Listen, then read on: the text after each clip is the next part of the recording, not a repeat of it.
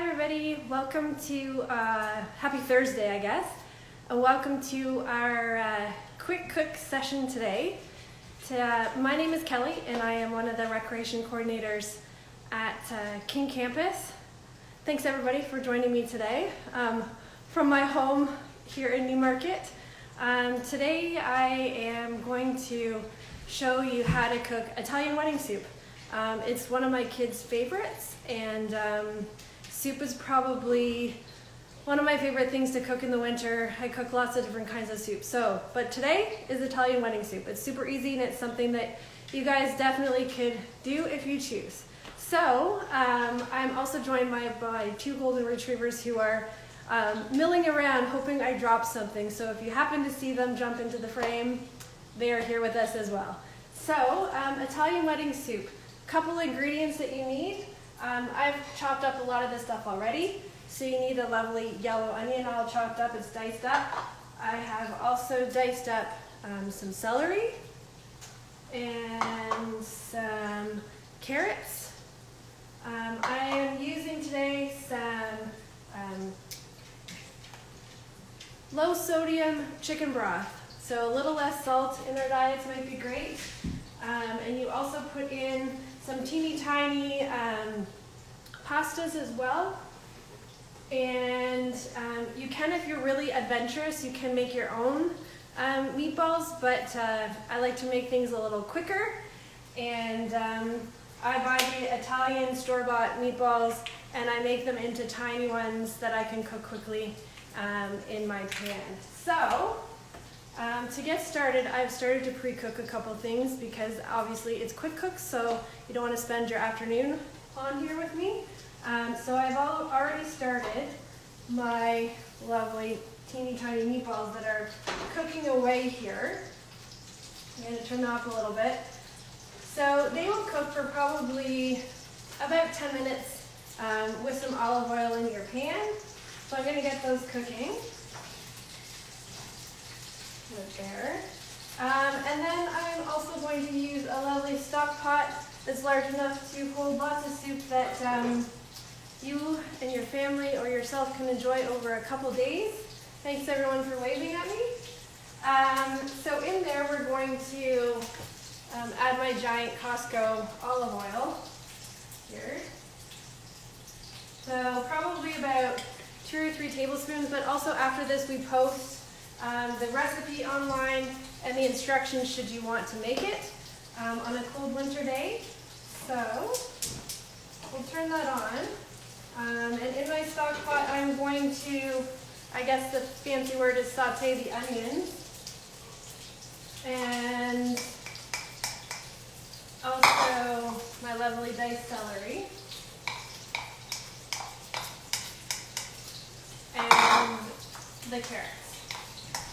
So you have both those cooking away. Both probably on medium heat. And probably for about 5 or 6 minutes for each. Okay?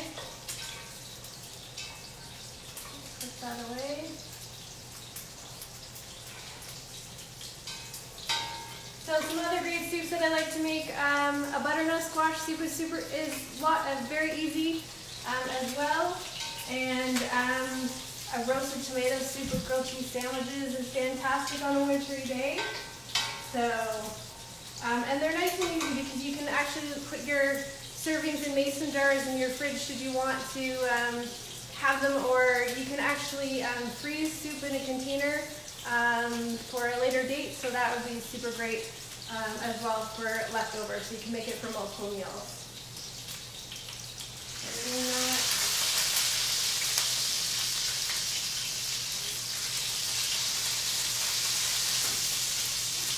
So those meatballs are almost done, and we're going to saute our lovely vegetables for a little bit longer, which is great. I hope you guys are all doing well and staying safe, and I know that all of us in the recreation department are really hoping that we're back on campus with you guys soon, so as soon as we know any updates on that, we will let you know. as my stuff is cooking away here.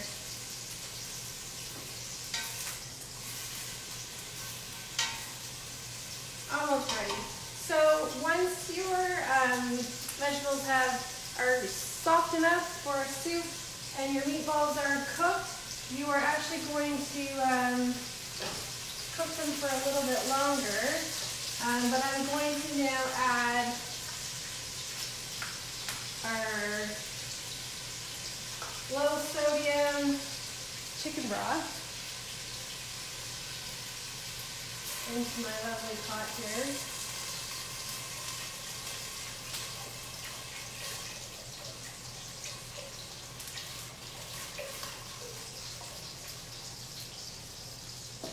And I have the exact measurements on the recipe that we'll post, but I'm just kind of winging it here. My kids like the soup a lot, so I'm making lots. I'm putting 2 full containers of the chicken broth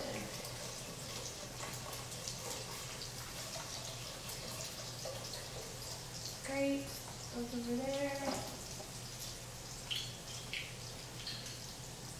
Now I have that on high, so that is going to simmer, again, cooking the vegetables a little bit more as well.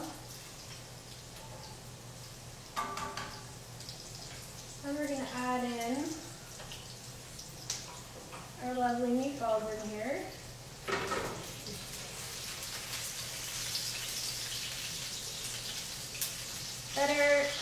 The meatballs are probably about 90% cooked, and they are going to cook a little bit more once they're in the broth that you're going to bring to a full boil.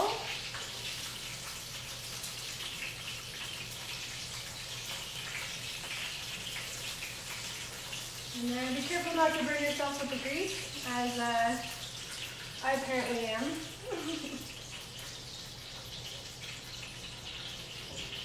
There.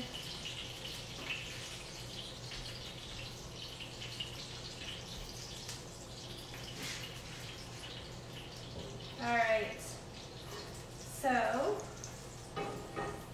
I'm actually now going to transfer this to my bigger burner here. Gas burners are great. If any of you have them at home, they cook really nicely. Alright, so I have my chicken broth, my sauteed vegetables, my cooked meatballs, and now I'm going to let all of this come and heat up into a boil. And I'm going to put a little bit of salt and pepper in there. 1 second.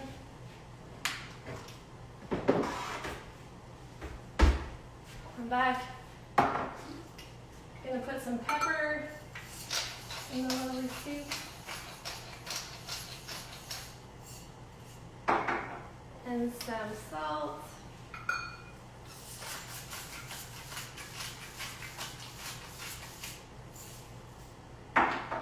And as I said, I'm going to let that simmer for, I don't know, probably at least 10 minutes, which I'm not going to keep you on live for 10 more minutes.